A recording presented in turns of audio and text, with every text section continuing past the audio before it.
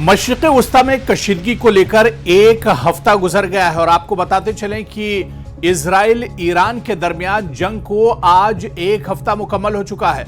आपको याद होगा कि पिछले जुमे के रोज ही यानी आज के दिन ही इजराइल ने ईरान पर हमला किया था। यानी एक हफ्ता हो गया है इजराइल और ईरान जंग को शुरू हुए। पहले ये कशीदगी थी, तनाव था और कशीदगी इतनी बढ़ी कि हालात जंग के आ गए और एक दूसरे पर हमलों का और अटैक का सिलसिला शुरू हो गया।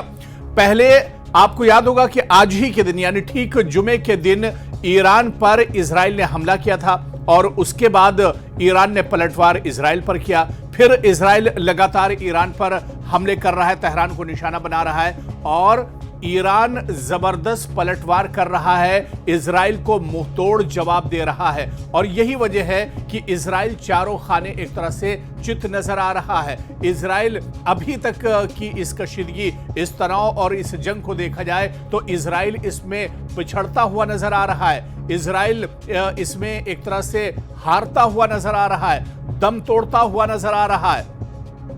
इस पूरे एक हफ्ते के दौरान क्या कुछ हुआ है और इस वक्त सूरत हाल क्या कुछ है, पूरा वीडियो आप देखिएगा, तफसील से हम आपको बताएंगे क्योंकि लगातार मशरिक़ वस्ता पर हमारी नजर रही है। लगातार ईरान और इजराइल के दरमियान जो जंग का सिलसिला शुरू हुआ है, लगातार हम इसे कवर करते रहें, आप तक तमाम खबरें पहुंचाते रहें। इस बीच में इजराइल का जो प्रोपेगेंडा है वो भी हमने आपको बताया है और किस तरह से इजराइल अब चारों फ्रंट पर एक तरह से लड़ रहा है। इजराइल किस तरह से परेशानियों में घिरा हुआ है। इजराइल को दरअसल अब परेशानियां इतनी ज्यादा क्यों बढ़ गई हैं, या अमेरिका अभी खुलकर एक तरह से इजराइल के साथ क्यों नहीं आ रहा है। और इसी तरह से अगर देखा जाए तो ईरान तनहा जरूर है लेकिन ईरान ने कहा है कि वो बुज़दिल नहीं है। शुरुआत इजराइल ने इस जंग की थी और आयतुल्ला अली खामनेई का कहना है कि अब ईरान इसे आर पार के मूड में है और ईरान इस बार जो जंग इजराइल ने शुरू की है उसका खात्मा एक तरह से ईरान करेगा।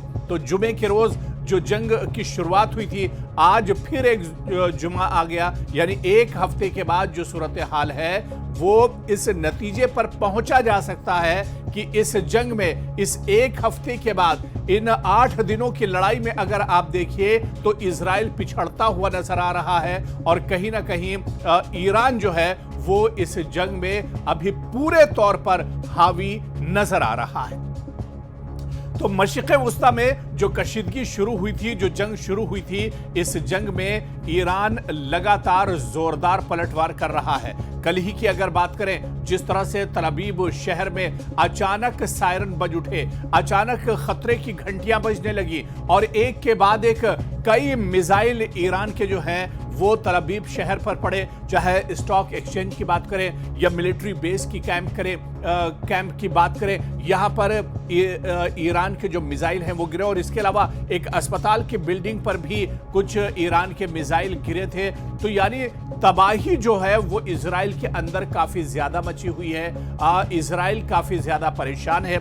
एक वीडियो तो सोशल मीडिया पर यह भी वायरल हो रहा है कि इजराइल के वज़ीर आज़म बिन्यामिन नेतन्याहू मीडिया से बात कर रहे हैं और उनके पीछे ही कुछ दूरी पर जोरदार धमाका होता है। तो इस तरह और बिन्यामिन नेतन्याहू अचानक डर जाते हैं। इसके अलावा भी बिन्यामिन नेतन्याहू की जो तस्वीरें सोशल मीडिया पर हम देख रहे हैं उसमें आप देखिए कि उनके चेहरे पर हवाइयां उड़ी हुई हैं। इजराइल परेशान है, बिन्यामिन नेतन्याहू की परेशानियां लगातार बढ़ती जा रही हैं। बिन्यामिन नेतन्याहू अब अमेरिका के सामने गिड़गिड़ा रहे हैं। इजराइल अब इंतजार में है कि अमेरिका कब निकल कर आएगा।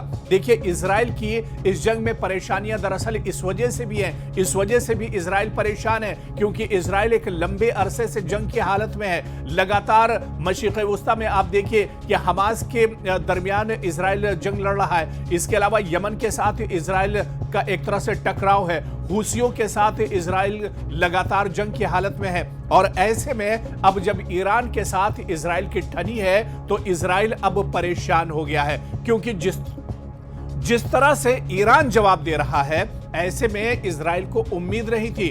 जितना करारा जवाब ईरान की तरफ से मिल रहा है, इजराइल को इसकी उम्मीद नहीं थी। अब तो ईरान हाइपरसोनिक मिसाइल का इस्तेमाल कर रहा है। अल फतेह मिसाइल, जो सबसे ताकतवर मिसाइल ईरान की है, उसका इस्तेमाल एक तरह से ईरान कर रहा है और इसी वजह से अब इजराइल की परेशानियां एक तरह से शुरू हो गई हैं।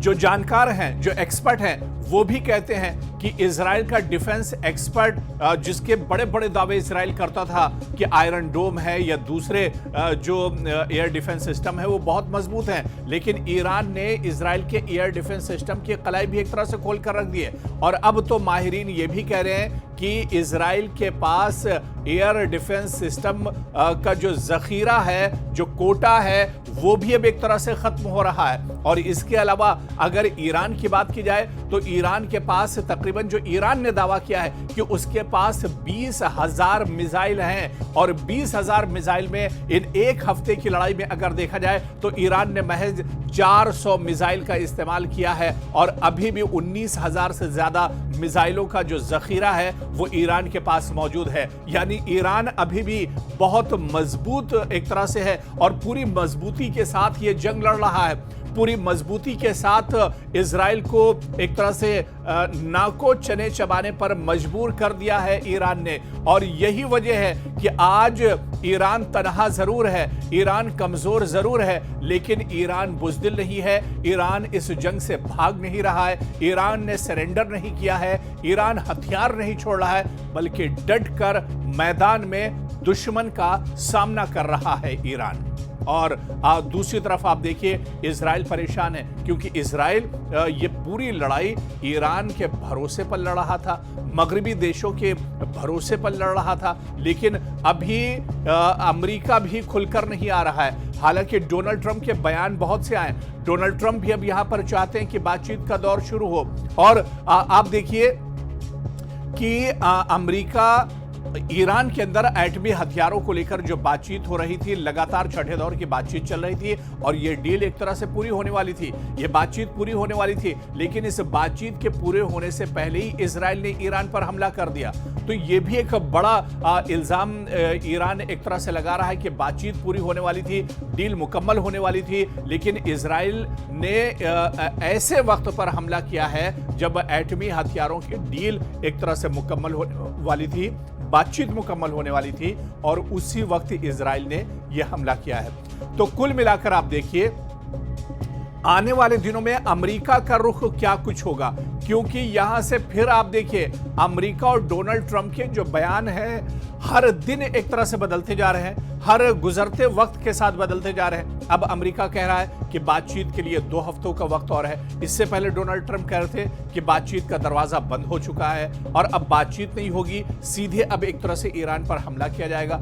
लेकिन हर गुजरते दिन के साथ अमेरिका का बयान एक तरह से बदलता जा रहा है। डोनाल्ड ट्रंप दरअसल खुद कंफ्यूज है और अब उनके समझ में नहीं आ रहा है कि इस जंग में आखिर क्या कुछ किया जाए, क्योंकि इजराइल अब एक तरह से इस जंग में कमजोर पड़ता जा रहा है।